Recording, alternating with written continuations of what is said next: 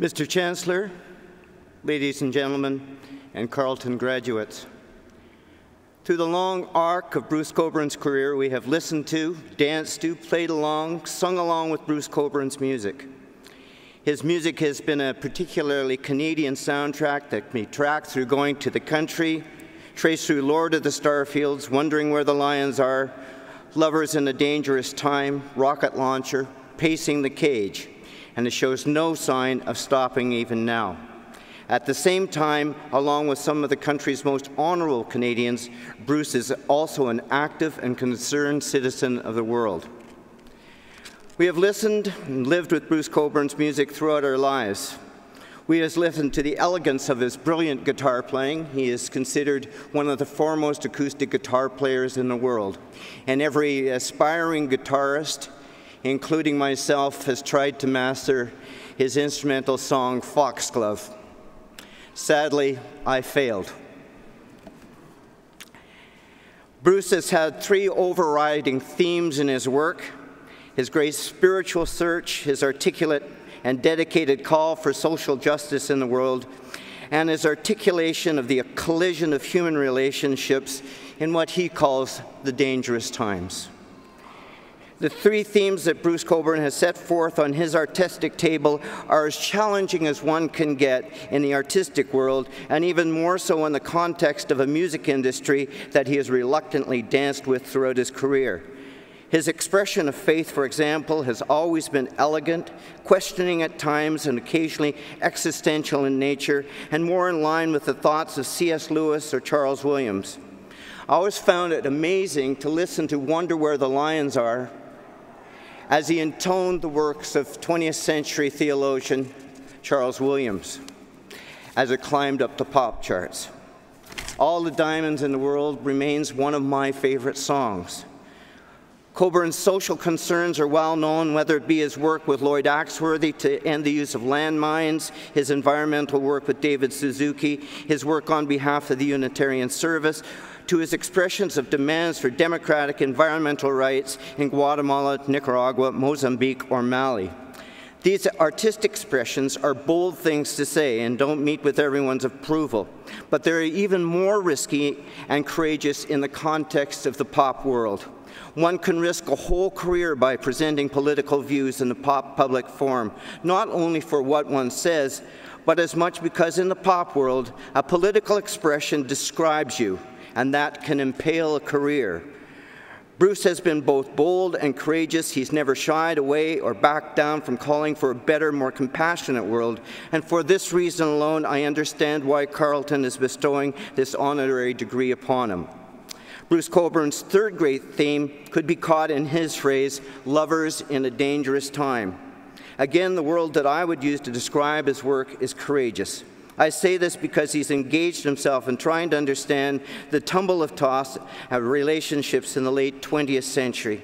As we bounce from pillar to post, Tokyo to Timbuktu, he's tried at the same time to make sense of our relations with each other, and particularly with the ones we love. I don't know if this is understandable, but Bruce has artistically grappled with these contemporary contradictions, and my hat is off to him. We are all pacing the cage.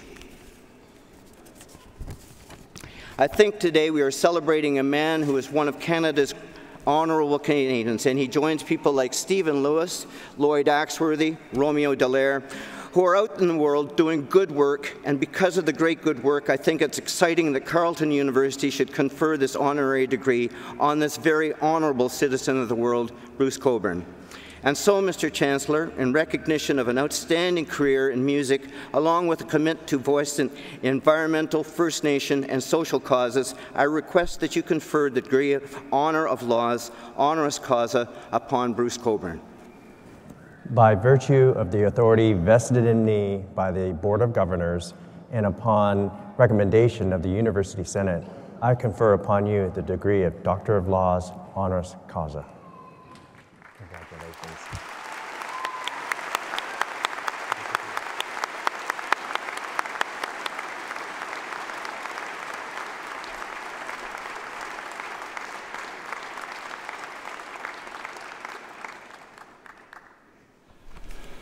Mr. Chancellor, Chair of the Board, Madam President, graduands, honored guests,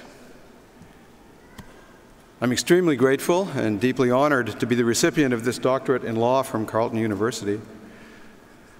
Humbled as well to be receiving it in the company of all of you who have worked so hard to be here today. I never did quite graduate from college. I went to music school, but managed to drop out and join a rock and roll band halfway through my second year. That was my moment to step out into the world.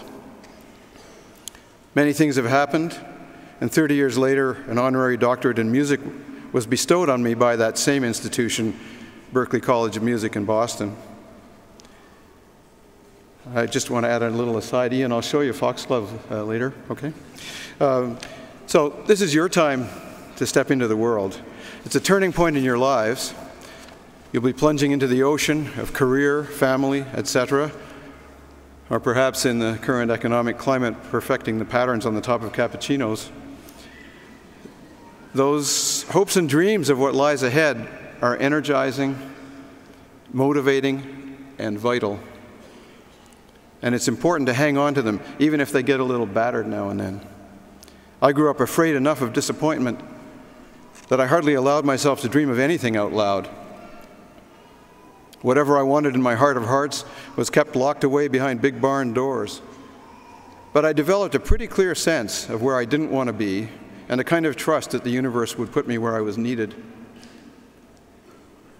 I guess that might mean that I'm not the best person to be giving you advice about the choices that now confront you. But I feel like I can talk with authority about some things, which I suspect you'll be dealing with no matter what course you set out on. We, as a species, are engaged in a planet-wide contest, a race between our innate urge to self-destruct and the deep understanding that we are all interconnected among ourselves and with all of creation.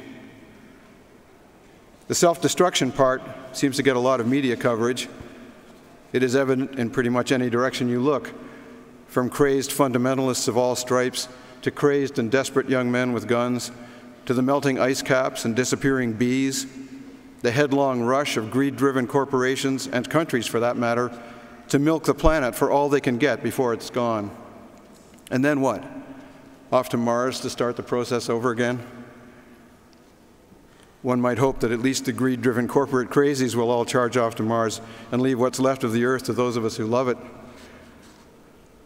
You look around, it looks like entropy. And I think that's what it is. The interconnectedness, though subtle, is even more pervasive. We think we're more or less solid matter. And we believe, because we're built to, that the surface of things is what they really are. But along with our biology, we are also bundles of electromagnetic waves. At the subatomic level, we're a bunch of tiny quivering particles vibrating into and through each other in every direction, us and everything else. This seems to me newsworthy, but I don't run across it much on the networks. So today, okay, what do we do about this stuff? Most of the time we don't do anything. It's all, especially the good side, pretty abstract. It's very easy to be caught up in the mundane pressures and necessities, to be so caught up that we ignore these concerns completely, except when calamity comes to call. Fire and flood and the pandemic of violence make us an offer we can't refuse, and we find ourselves leaning on a friend, a neighbor, a lover, God. There's a tendency in some circles to want to prepare for potential crashes and crises by stockpiling food and weapons and preparing to be utterly self-reliant. Personally, I don't think that's the best response, although the Be Prepared Scout motto is certainly applicable. Being prepared, though, has to include the notion of teamwork, of community, of mutual support. And as valuable as this support might be in the event of a disaster, it's also vital in the day-to-day we currently move through. We have grown into a world in which we are invited to experience greater and greater isolation, Facebook notwithstanding. We go around with headphones on, absorbed in our music or the gossip that comes through the texting party line. Friendships, acquaintanceships, become even more likely to be mere projections of our own psyches than when we spend actual physical time together. And that just ain't healthy.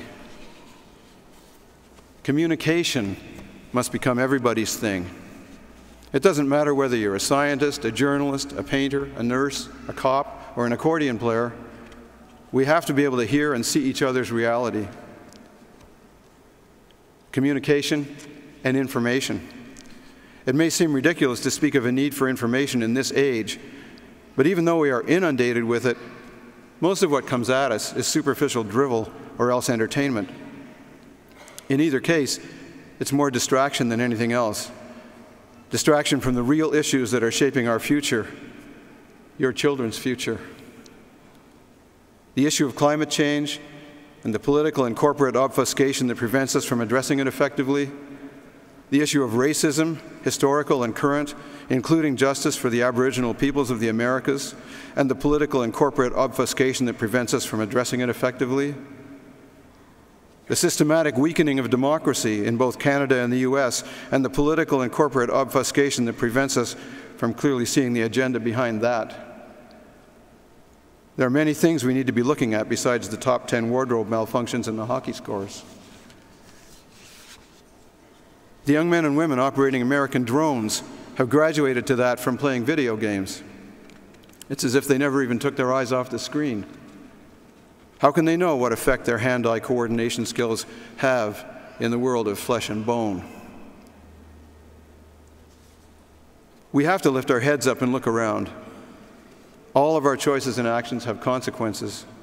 It's best if we have at least an idea of what that might mean. Otherwise, we're likely to be taken by surprise in a less than pleasant way.